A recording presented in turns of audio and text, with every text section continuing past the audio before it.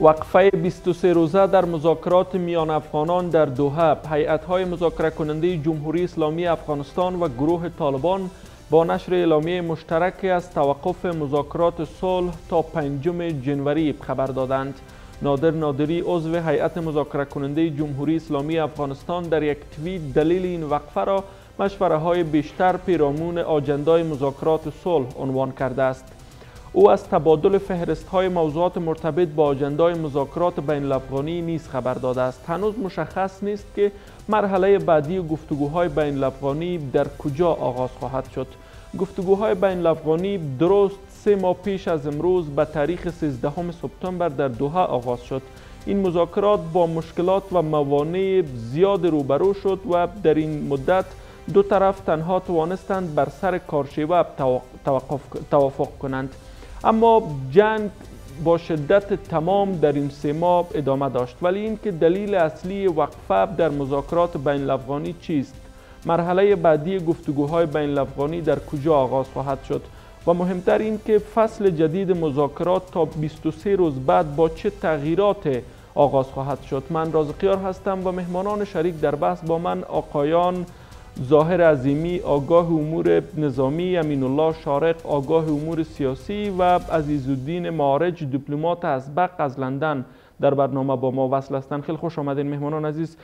شارق صاحب د بحث پیل بل تاسو نه وکم فهم و درک مو څه د دغه نه چې د 23 ورځې وقفه رامنځته شوه په بین الافغاني خبرو کې؟ بسم الله الرحمن الرحیم. سلامونه تاسو ته، سلامونه معارج صاحب ته، جنرال صاحب ته، ټول لیدونکو اوریدونکو ته. سلامات. تاسو ته معلومه ده چې د واتو میاشتو را په دې خواته یو ښه فرصت چې د هغه توافقنامې په اساس چې امریکې متحده ایالاتو او طالبانو تحریک سره امضا کړ مابین ته شو تر څو پورې بین الافغاني مذاکرات پیل شي او د بین الافغاني مذاکراتو په نتیجه کې د دې شرایط برابر شي چې په افغانستان کې د دایمي سوله او ثبات او امنیت راشي.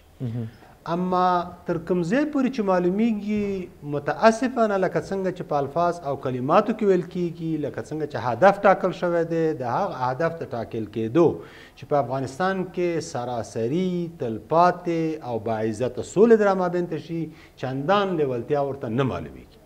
همدا علت و چې تاسو ولیدل چې اول مذاکراتو پیل کې څومره ځنډ رامابین ته شو، بیا د مذاکرات چې کله په رسمي بڼه باندې په د سنبلې په میاشت کې فیصله په 22 د سنبلې پیل شول، بیا مو ولیدل چې په 3 میاشتو په تېرېدو سره موږ په یو کارشیوه یا طرز العمل باندې سره توافق نه کاوه. په طرز العمل کې په یو ماده سره نښتي وو، بدیلونه مو سره نه وړاندې کول، بدیلونو باندې توافق نه کېده او بالاخره چې یو څه خوشبیني را پیدا شوله. اوس موږ او تاسې د کریسمس د میلو په خاطر باندې یا د عیسوي کال د ختمېدو او د بل کال د شروع کېدو په خاطر باندې مونږ د رخصتۍ مراسمو ته ځو، بالاخره 20 ورځې په رسمي ډول باندې دلته وقفه ایجادو. یعنې د کرسمس رخصتیانې بولئ؟ زه په دې غواړم چې لږ بحث وکړم. مهرباني. چې دا کلمه ما استعمال کړه غواړم چې لږ بحث وکړم.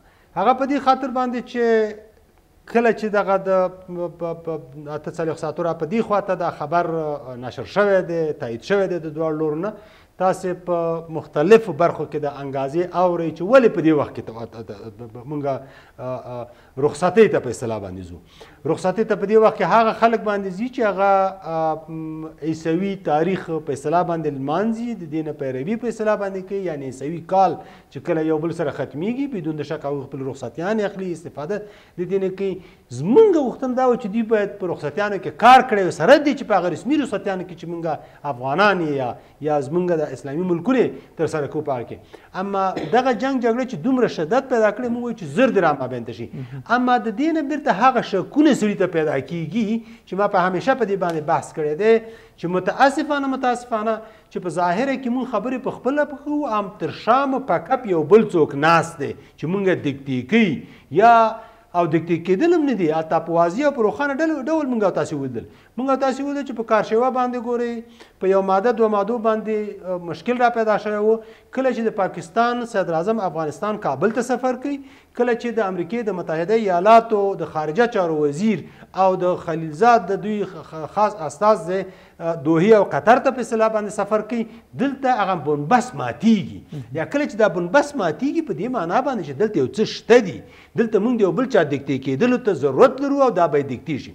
اوس خبره دلته دا ده خدای وکړي چې دا رخصتي هم په خیر تېره شي، جنګ جګړو ته شدت ورنکړي، دا جنګ جګړه پای ته رسېدو ته کوشش په دې رابطه باندې وکړي، د دې نه بیرته راووځي او په اوربند باندې لکه څنګه چې دواړو لورو دا ادعا کړې ده چې موږ د یو بل لیستونه سره اخیستي دي، هغه څه چې غواړي چې په آینده مذاکرات کې په هغې باندې بحث وکړي، یو توافق ته ورسېږي. سره دي چې دوی دا هم عنوان کړي چې هم موږ رخصتۍ ته په عین حال کې موږ به زیات بحث ته ضرورت دی چې موږ د خپلو مشرانو سره په دې رابطه باندې بحث وکړو.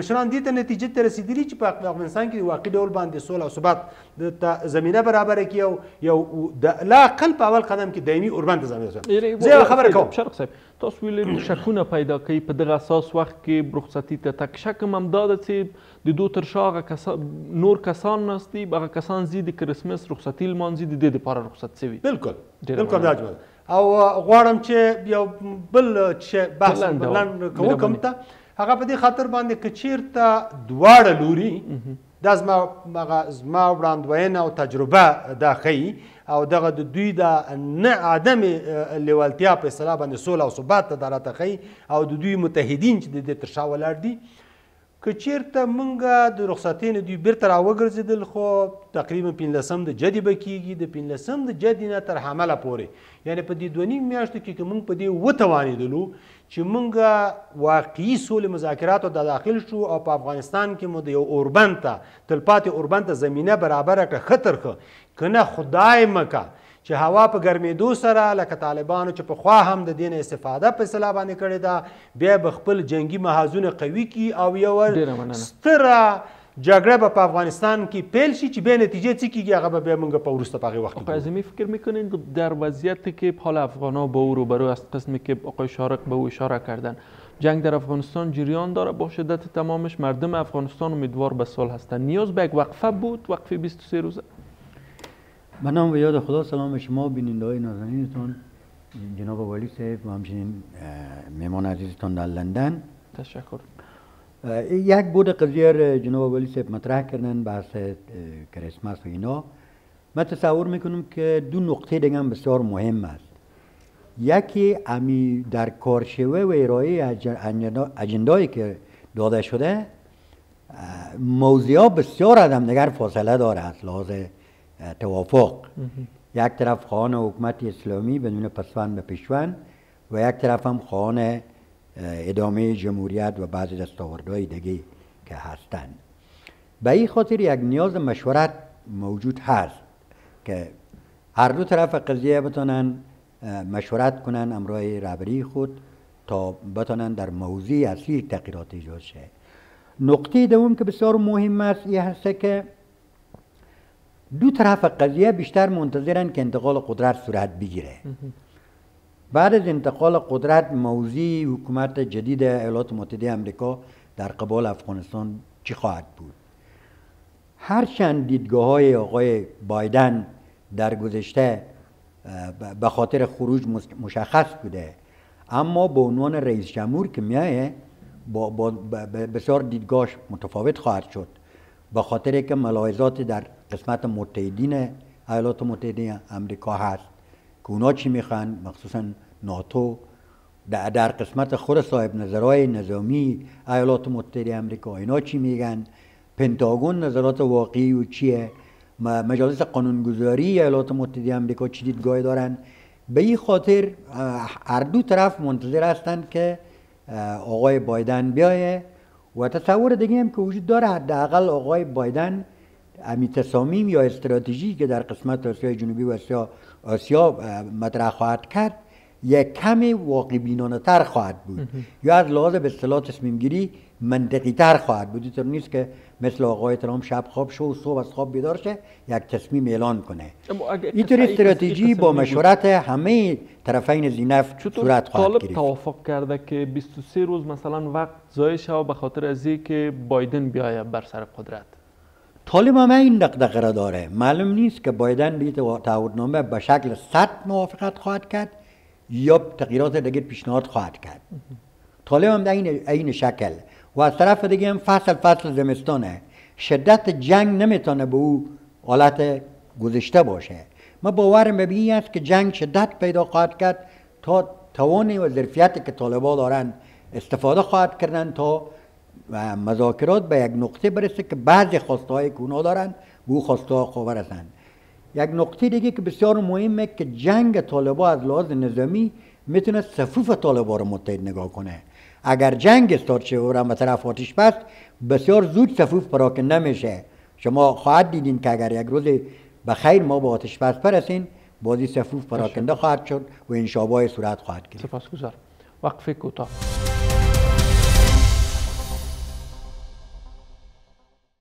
به ادامه برنامه خوش آمدین. آقای مارج، خب دو طرف مسئله وقفه 23 روزه در گفتگوهای بین الافغانی را شما حتما ملاحظه کردین. مشوره بیشتر با رهبری هر دو طرف گفته در مورد از اینکه موارد دیگه هم با آجندا شامل شود. صحبت‌های میهمانا را هم شنیدین. نظر شما چی است در مورد وقفه 23 روزه؟ مننه لومړی تاسو تخنیکیان کارانو ته قدرمنو میلمنو ته او درنو لیدونکو ته زه له کومې سلامونه احترامات وړاندې کوم. دلته باید یو دوه خبرې واضح کړو. یو دا ده چې یو څه خبرې پټې خبرې دي، یعنې د پردې تر شا دي چې په خواشینۍ سره موږ داسې یو استخباراتي اداره یا موږ خپله یا دولت نه لري چې د هغه خبر سو یا لاسرسی ولري. دولت هم په ځینو بعضې مسایلو چې د خپل منیجمنټ د امریکا باندې اړه لري یا نور اف سی آر او دا پالیسیانو جوړې په باندې دوی هغه نشي کولی د لاسرسی نشي کولی. یو د پردې نه بهر خبرې دي چې هغه موږ دغه قراین د امریکا د چارواکو دغه اوسنی بهیر څېړو. دغه مطرح کسان اثرګذار کسان چې څه وایي څه کوي سفیرانو نو دا ګورو بیا موږ دلته کولی سو یو تحلیل واخلو. په ظاهرا خو دوی وایي چې مثلا د نوي کال او د کرسمس مسله ده او دا اثر په دې خبرو باندې په دې لري چې موږ په خپل لوی لاس باندې د سولې پروسه د سولې بهیر خبره بهرنیانو ته لاس کې ورکړې ده. ځکه ښکارېږي چې موږ په لوی افغانستان په لوی جغرافیه کې ونه سو کړی چې یو چی راټول سو غونډه سره وکړو او د سولې خبرې وکړو. لاړو دوبۍ ته لاړو. د پردې تر شا اصله موضوع څه ده مارج صاحب؟ هغه نو د دوی هغه نو پټې خبرې دي چې موږ هغه ته موږ استخبارات د سرسای نه لرو. ګوره دلته بعضې مسایل شته. موږ ظاهرا وایو چې دوی لاړل د کرسمس مسله ده ځکه بهرنیان ته رول لري. تاسو ګورئ چې د استخباراتو نماینده رئیس مثلا فیض حمید د هفتو په دعا کې پروت ده. پمپو وزیر د خارجه د امریکا راځي دا پټې خبرې نه دي. یا آلمان راځي او څنګه پورته کېږي نظامیان د پاکستان شته د فیلیپین شته د بخروان د فنلند د ناروې او د دې راځي وزي خلیجزاد او امریکا او دا مسایل تاسو د خارجانو په لاس کې دا خبره خو ځکه دوی وزارت غواړي چې یو څه تر ساتي اعلان کړي. داسې خبرې هم شته چې کېدای شي د سولې عالي شورا بهرنیانو غواړي چې دا ملاتړ وکړي راپورته کړي په څو جهات د سیاو په دولت باندې فشار راوړي یا په طالبانو باندې مؤثر کړي ځکه دوی د شمال ډله چې مقاومت په او د طالبانو څه مشکلات هم وو ځکه پخوا دوی نه راپاڅېدل. ډاکټر عبدالله شپږ میاشتې تشکیل نه جوړاوه اوس راپاڅېدلی یم راپاڅول سوی ده. سفرونه او دا بعضې مسایل مو سفیر د امریکا په افغانستان کې په واضح توګه وویل چې ډاکټر عبدالله مې وانخیستې او د شورای عالي شورا باید کنټرول د سولې په خپل لاس کې ولري. حال داسې دا دوی خبرې او مداخله شکل لري ځکه دلته ولسمشر موجود را تر اوسه پورې په هر حال باندې دغه ځان جوړول چې موږ تحلیل وڅېړو دا د موږ په ګټه ده.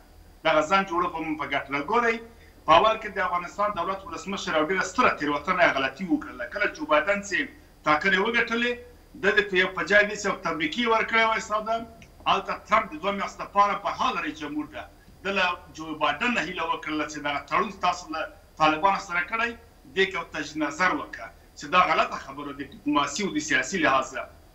دغه لپاره اوس موږ ګورو د ټرمپ بعضې جوجانه یا مثلا په منډه باندې بعضې کارونه کوي لکه وزارت دفاع کې تغییرات راوستل یا مثلا د سرا سره مشکل جوړول یا په ستره محکمه کې دا ګورې دا اوس سرا د ټرمپ سرا غواړي چې 4 سلنه عسکر کم نه شي.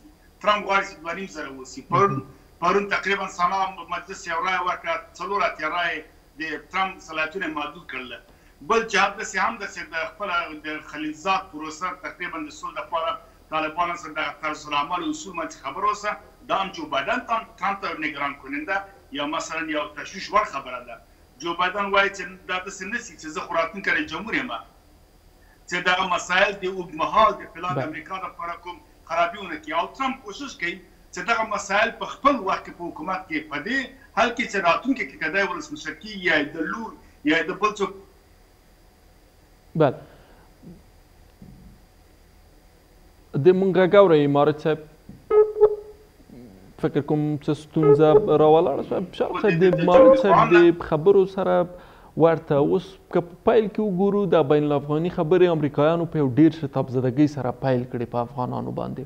حتی داسې موارد هم ومنل شول د افغانستان په حکومت او طالبانو باندې چې اصلا تر دې مخکې دوی آماده نه ول چې دغه موضوع ته د اقل تندی وکړي، ولې اوس دغه دواړه غاړې مخالف د امریکا د خاص د ترامپ د حکومت د خاص راځي یو وقفه راولاړوي. فکر کوئ د یو تضاد اوس رامنځته شوی د دغو دواړو ترمنځ؟ دا خبرې د اول نه د شروع نه چې کله په 2018 کال کې شروع شولې، دا د هماغې اولې ورځې نه خبرې صادقانه نه وي. خبرې د دې لپاره نه وي چې په افغانستان او په منطقه کې د تلپاتې سولې لپاره په واقعي ډول باندې بستر خلاص کړي او دا د جنگ بستر دی دلته په واقعي ډول باندې راټول کړي. د اصلي هدف څه و؟ څنګه دونه انرژي مصرف کړه دې کار ته؟ اصلي هدف د دې ترڅنګ چې امریکایان خپلو نظامي قوتونو ته زمینه د خوندي وښکلو برابره کړي یو، او په عین حال کې چې د وخت او زمان پورې ارتباط درلوده هغه د 2020 کال د نومبر چې یو میاشت مخکې په امریکې متحده ایالاتو کې انتخابات ترسره شو. تاسو ته معلوم دی چې ترامپ لومړۍ دوره وه، دویمې دورې ته د حق درلوده او که رایه ورته ورکړل شوې به دویمې دورې ته رئیس جمهور پاتې شوی. د مخکې دی نه چې وخت پوره شي د نیم مدت وخت کې تاسو ته معلومه ده چې په دنیا کې مبارزاتو دپاره زمینه هواریږي. د هغې مبارزې دپاره چې وکولی شي څنګه د امریکایانو د خپلو اتباعو رایه په اصطلاح باندې خپله کړي او هغوی ته ووایي چې ما د افغانستان جګړې ته د پای ټکی کېښود، د دې دپاره هلې ځلې ډېرې زیاتې وي. کله کله به چې دوی رانږدې کېدل د هلې ځلې آهسته آهسته بدلېدلې. اوس تاسو معلومه ده چې 3 د نومبر تېر شوی دی، 1 میاشت وړاندې انتخاباتو وړونکی او بایلونکی معلوم شوی دی. راتلونکی رئیس جمهور ترامپ نه بلکې جو بایدن دی او انتقال د قدرت به په څو راتلونکو ورځو کې پر جنوري کې به هلته قدرت انتقالیږي. نو ځکه دا خبرې هغه هدف چې په ظاهرا موږ داسې تصور کاوه چې دا د واقعي په افغانستان او په منطقه کې د سولې او ثبات لپاره دی، هغه نه دی. هغه په دې خاطر دا خبر کوم چې تاسو دلته ولیدل چې تاسو که د یو طالب د تحریک سره خبرې کوئ، طالب تحریک ته که په سیاسي ډګر کې او په نظامي ډګر کې په نړیواله سطحه یو سټیج ورته ورکړ، که تاسو غوښتل چې په واقعي ډول د جګړه دلته بنده کړئ، د نورو سره څه کوئ؟ دا نورې ډلې ولې پیدا کړي دي؟ دا نورې ډلې ګورې په افغانستان کې نه دي پیدا شوي، دا په افغانستان کې نه اکمالیږي، دا په افغانستان کې نه تغذیه کیږي، بلکې تغذیه منابع د دوی بیرون دي. آیا دغه نړیوال په خاص ډول ایالات متحده امریکا او د نور ستر قوتونه او ناتو نشي کولی چې دغه د منطقې د هیوادونو دغه سرچینې او دغه خپله خاوره چې په اختیار کې ورکړې ده دغه د افغانستان د دولت د مخالفینو په لاس کې دا په اصطلاح باندې کنټرول کړي؟ دا نورې ډلې امریکایانو جوړې کړي فکر کوئ؟ اوس امریکایان غواړي ګورئ د جوړولو سوال یو خواته پرېږدئ، اما د دوی باندې د منابعو راتګ، دوی ته امکاناتو رسیدل، د دوی د اکمالاتو لارې تګ و راتګ دا د افغانستان په جغرافیه کې نه دي، دا د افغانستان د جغرافیې نه بیرون ته هم وځي او د افغانستان په جغرافیه کې هم چې کله ګوري دي په درست شکل د دوی په وړاندې باندې مبارزې صورت ونه نیوي چې دلته دا ډلې ختمې شي، بلکې د ډلو د ایجاد دپاره متاسفانه زمونږ او تاسې ښه یاد دي په 2009 کال کې په افغانستان کې یو طالب تحریک و چې هغې ته بې د هغې نه دوی لا ترستانو کلمه په هغه وخت او زمان کې نه استعمالوله بلکې صرف یوه القاعده وه. نن څومره ډلې دلته ایجاد شوي دي؟ دغه ډلې ولې ایجاد شولې؟ دلته دا ډلې په داسې وخت کې ایجاد کېږي چې د ناتو یو نیم له قوتونه دلته شتون لري. امریکایان هم په دې باندې مطمئنه نه دي چې طالبانو سره سوله په افغانستان کې د جګړې ته د پای ټکی ښودل دي. هغوی هم وایي چې جګړه به په افغانستان کې خو د اقل طالب خو به راسي کنه. خلیلزاد په ډېر ښکاره ته خبره کړې. زمونږ ویره که دا په هغه وخت کې چې د موافقتنامې د توضیحاتو په خاطر د څو افغاني رسانیو سره زمونږ او ستاسو د تلویزیونونو سره خاصه مرکې وکړي، بدون د شکه یې هغه پکې دغسې اظهارونه پکې وکړله او په عین حال کې هغه پټ توافقاتو باندې لږ پرده ته پورته کړه، خو په واضح ډول نه، اشارتاً یې وویلې چې موږ لرو، خو منتها هغه صرف داسې طرز العملونه چې څنګه دا موافقتنامه پې عملي کړلی شو، سوچی ته هغې نه انکار نه دی کړی، هغه پټ د شاته توافقنامو نه. نو کله چې دغسې شان موجود اوسي، دلته ته راته نه غواړې چې جګړه دلته ختمه شي. د ستا راتګ د 1.5 لک عسکر چې دلته وه، اوس په زرګونو دلته پراته دي، دلته بې بودن، یعنې د دې معنا څه وه؟ دلته چې ته تروریزم د ختمېدلو خبر دی کولی، د دې ختمېدلو معنا څه وه؟ دلته هغه هیوادونه چې په افغانستان کې په مستقیم ډول لاسوهنه کړي، د زموږ ستاسې شرقي همسایه چې دغه ټولې ډلې هلته شتون لري، حضور لري، مشران یې دي، کشران هلته دي، مریضان انتقالېږي، سرحد ورته په اصطلاح باندې خلاص ځي راځي ورته، دوی باندې ته فشار نشي واردولی. سلامت اوسئ. انشاءالله بیرته حتما تاسو ته تیر ګرځو. لنډه دمه لرو.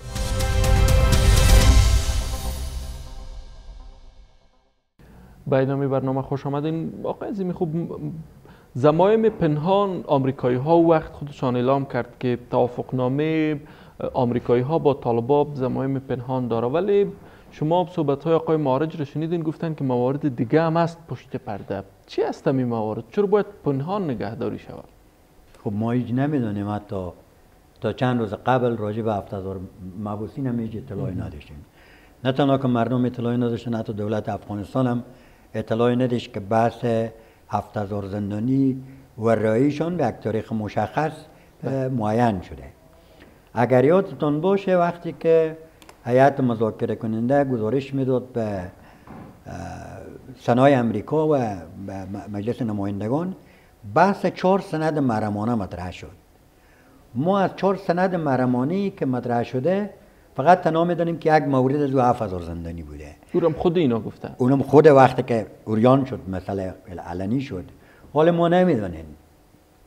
یک نکته بسیار مهمی که در ایالات متحده آمریکا مطرح هست اینه که در 2 یا 1 دهه آینده چین یکی از قدرت‌های بزرگ جهانی خواهد شد از لحاظ نظامی و اقتصادی، و چین یک جنگ سرد دیگر را چین جای اتحاد شوروی سابق خواهد گرفت.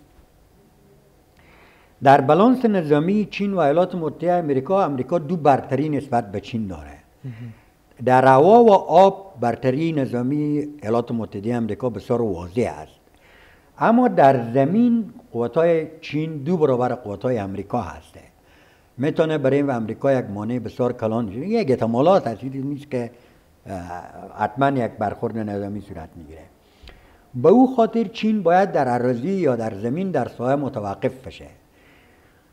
امریکایی‌ها تجربه‌ای که در مقابل جنگ سرد داشتن این بود که پیشروی شوروی سابق به هیچ وجه نتونستن متوقف کنن، مگر اینکه کمربند سبز ایجاد کردن، نیروهایی که از لحاظ ایدئولوژیک با شوروی‌ها بجنگه. به این معنا که از لحاظ سیاسی نظامی متوقف ساختن ایدئولوژی غیر ممکن نیست، بیشتر از اینکه ما تندروی اسلامی در منطقه ایجاد کنین تا از لحاظ ایدئولوژیک روس‌ها متوقف بشن، و همینطور هم شد.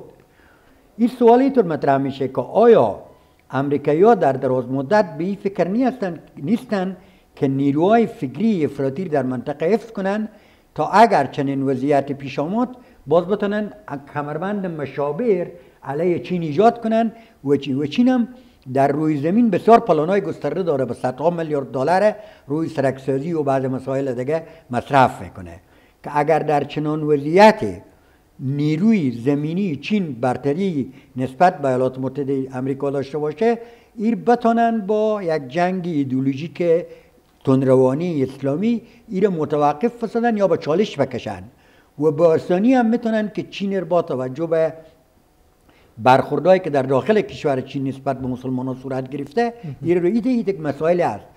در حال حاضر ما نمیفهمیم که چی ابعاد پنهان در لابلای این 4 سند وجود داره. ابعاد پنهان با می تحلیل که شما کردین وضعیت چین و تقابلش با آمریکا چه قسم ربط میتین؟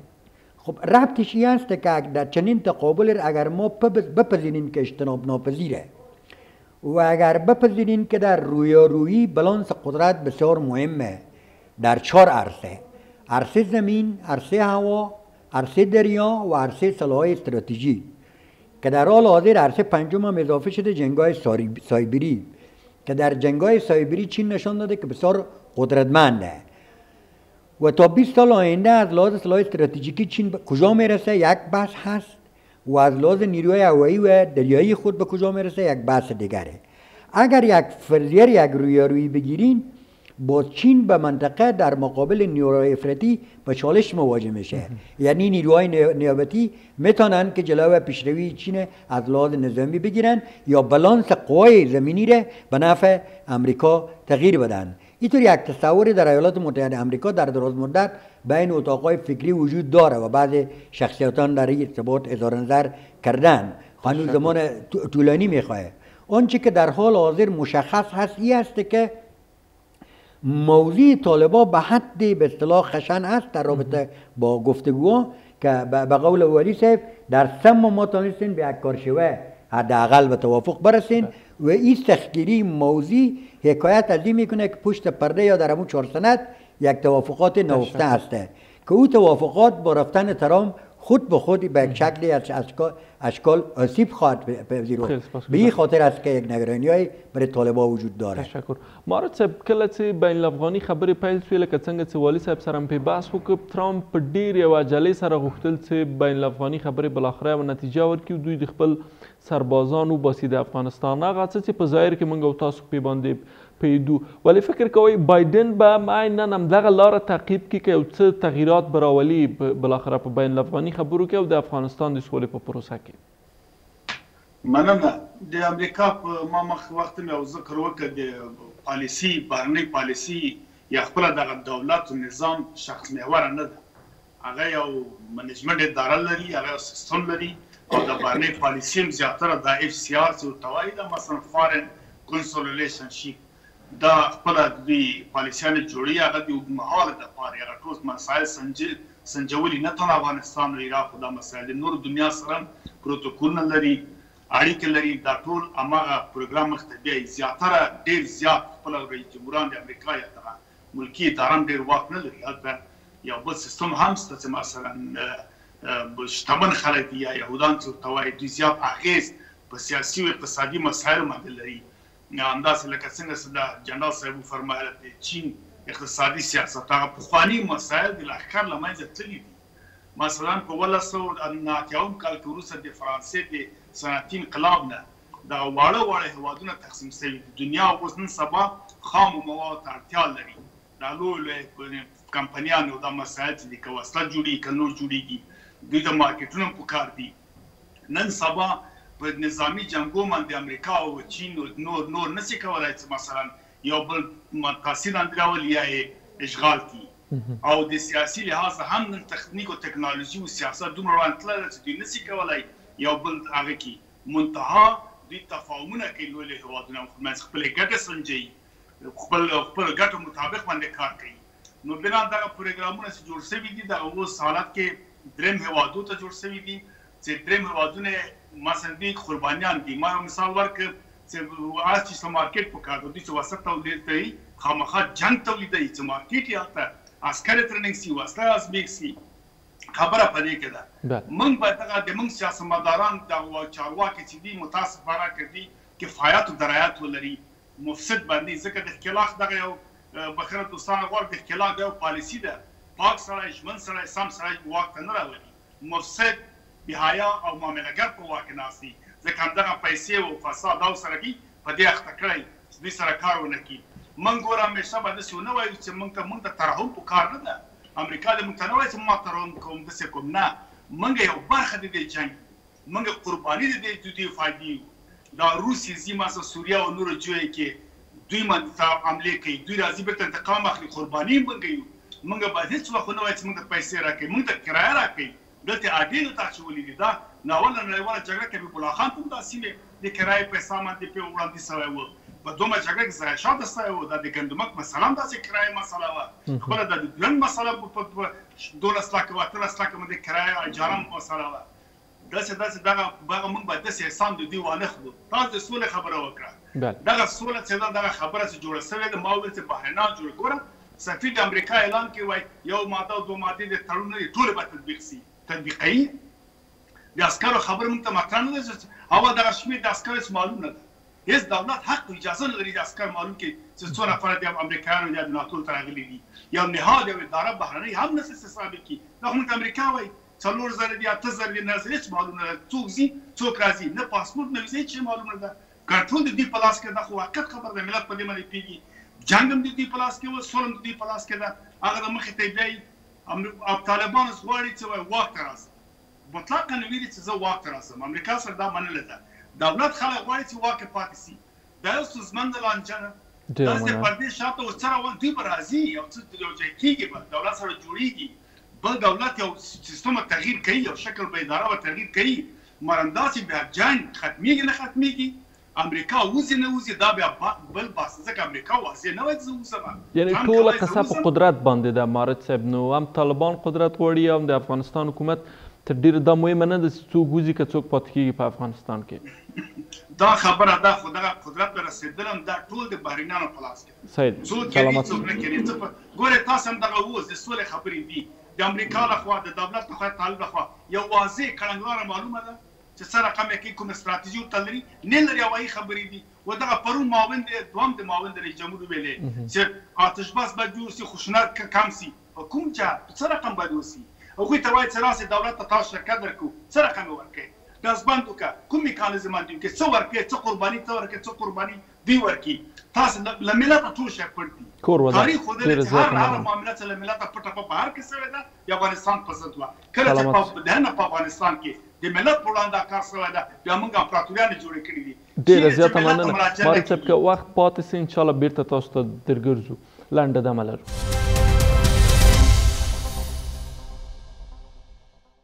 د خپرونې پاتې برخه بشارک صاحب اوس د مارد صاحب خبرو ته په کتو سره میکانیزمونه مشخصه نه دي مثلا د سولې پروسه اصلا د افغانانو ونډه پکې معلومه نه ده تنها تلي په قطر کې ناست دي یو بل سره تر اوسه پورې غږېدل اوس هم یوه وقفه راغله ټوله خبره د رښتیا د امریکایانو په لاس کې ده که یو څه د افغانستان حکومت او طالبان هم بالاخره کولی شي په دغه خبرو کې د افغانستان خلک او د افغانستان دولت که وغواړي او دې ته باید متوجه شي هر څه کولی شي داسې هم نه ده چې هر څه دې د نړیوالو په لاس کې او هر څه چې نړیوال دلته نقشې کش کړي هغه نقشې دلته عملي کړلی شي خو په هغه صورت کې چې موږ دې ته متوجه شو او موږ غواړو چې د نړیوالو سره خپل حساب او کتاب وکړو که چېرته موږ په دغه اوسني حالت کې چې یو او په همدې حالت کې پاتې شو او دې حالت نه بله بدتر خواته لاړ شو بیا نو بدون د شکه چې لرې نړیوال خو لا څه کوي قدرتمن نړیوال خو لا څه کوي چې دغه نږدې همسایګان هم چېرته وغواړي هره نقشه چې دا اوسه پورې په موږ تطبیق کړې ده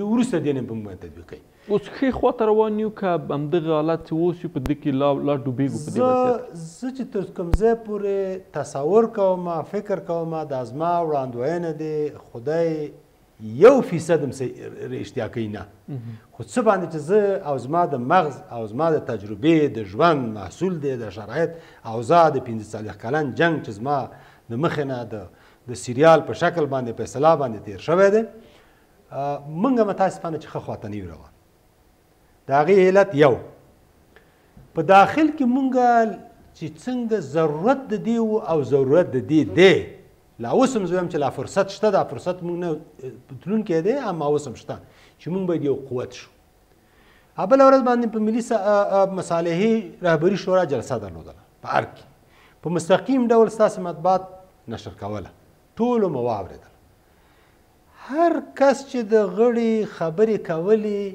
په هر یوه کې په جملو او کلمو کې چې څوک یې تحلیلولی شي خبرې پرتې وي کله چې د افغانستان ولسمشر په یو محوریت خبرې وکړلې د ده د خبرو سره تفاوتونه موجود وو دیدګاوې موجودې وي غوښتنې موجودې وي کله چې دا غوښتنې موجودې وروسته چې کله بحث کله چې وروسته بحث جنبندي که وروسته په دې بحث په جنبندۍ کې زما د نظره تفاوتونه موجود وو کله چې دغه تفاوتونه موږ دیدګاوې سره یو نه کړو دلته ناست یو چې موږ د جمهوریت نه حمایت کوو کله چې د جمهوریت نه حمایت کوو موږ باید د جمهوریت په محوریت اول خپله راټول شو کله چې خپله راټول شو قوت مو دلته ایجاد که بیا به د نړیوال که د نږدې منطقې هیوادونه دي که لورې ایالات متحده امریکا ته دا نن چې زه وایم چې ټوله دنیا رهبري کوي د دې رهبري کولو په مقابل کې هم زه درېدلی شم زه خپلې غوښتنې پکې مطرح کولی شم. شرط صاحب دا اوس خپله نه کېږي چې په هوا باندې دا مشران راټول سي په هوا باندې دې راټول سي ودې وایي دغه نه د دې مملکت ولسمشر د موږ په همدغه محوریت باندې راټول یو دته باید برنامه یې دته طرح یې دته کار وسي. تاسو اوس وګورئ تر څو پورې چې مثلا هڅه وسي دې ته چې یو ښه په یو محوریت د مشران راټول کړي د خپله د ارګ نه تلاش کېږي دغه هغه یو نسبي اجماع چې دغه له منځه وړل کېږي. مثلا تاسو د ولسمشر د لومړي مرستیال تقابل وګورئ پارلمان سره او نورو سیاسیونو سره اجماع څه رقم رامنځته سي په داسې وضعیت کې اجماع را مابینته کول که چیرته غواړي چې زه په داسې موقف کې وایي چې ما اجماع را مابینته کړې وه زه فکر کوم چې ډېر سخت کار نه دی. هغه په دې خاطر باندې که چیرته دا جګړه د قدرتونو وي یا د قدرت لاسته راوړلو لپاره او یا د قدرت ساتلو لپاره دا جګړه که دې خواته روانه که دا ګرمه جګړه د طالب او د افغانستان د دولت جګړه ده او که دا د افغانستان په دولت په داخل بطن کې یو جګړه روانه ده. دا تاسې اوس ګورئ په هغې ورځ باندې ملي مصالحې کې یو په دې محورت خبرې کوي چې دا خبرې ټول صلاحیتونه ور انتقال کوي د صلح شورا ته. هلته ولې انتقالوي؟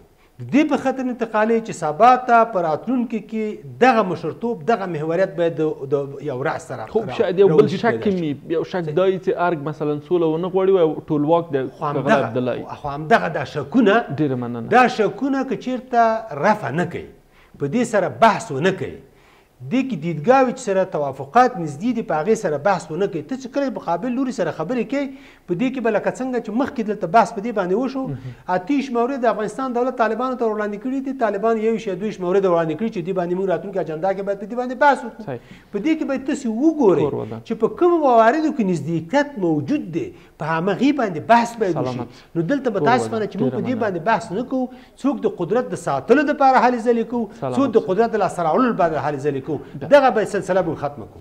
قاسمی شما به منافع بزرگ ابرقدرت‌های جهان اشاره کردین در منطقه حداقل و با یک نحوی افغانستان را دخیل دانستین در ای که شاید از افغانستان استفاده شود ولی استفاده شده در طول تاریخ از افغانستان نفعش به افغانها نرسیده. چی شود کدام راهکار به پیش گرفته شود که منافع افغانستان هم مشترک شود با می ابرقدرت‌ها؟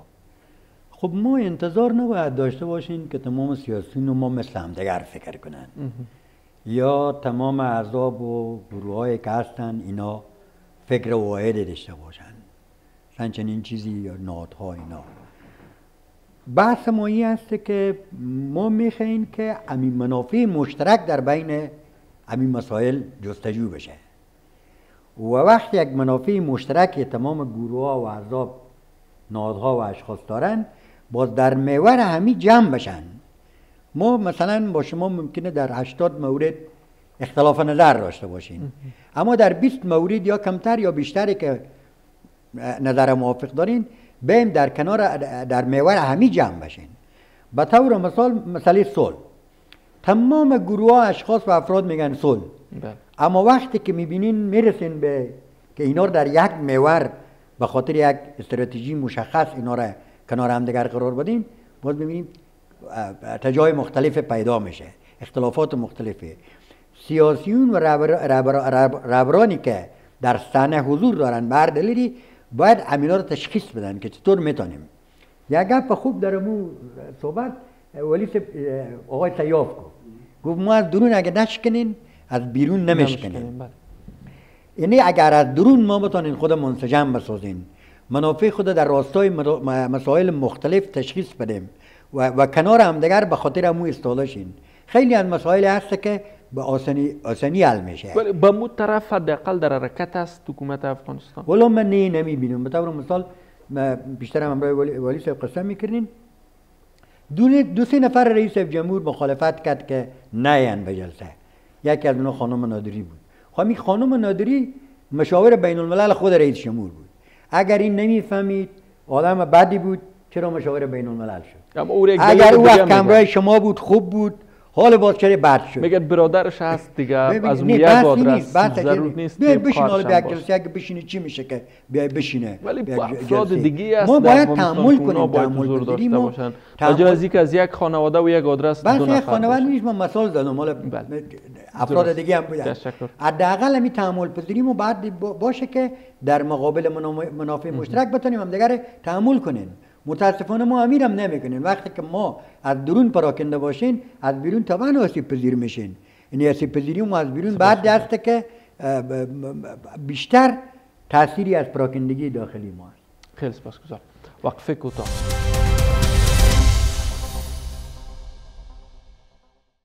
د خبرونه پاتې برخه مارچ بس به راټول کو وضعیت ویني دغه رقم یو وضعیت د مشخصه نه دی، مثلا منافع د افغانانو چې ملي ګټې څه دي په طالبان یو مورد باندې غږیږي وای د من ګټې په دغه کې نغښتې دي، د افغانستان حکومت بل مورد. زه غواړم تاسو وای په اجنډا کې کوم ټکي باید شامل سي، په کوم ټکو باید د اقل اول دواړه سره سلا مشورې وکړي. مننه. ګوره دغه یو خبره ما وخته کوله، اصلا دغه اجنډا او د مسایل جوړ شوي، خو دا خو یو ډرامه غوندې حالت ده، سره رښتیا وایي.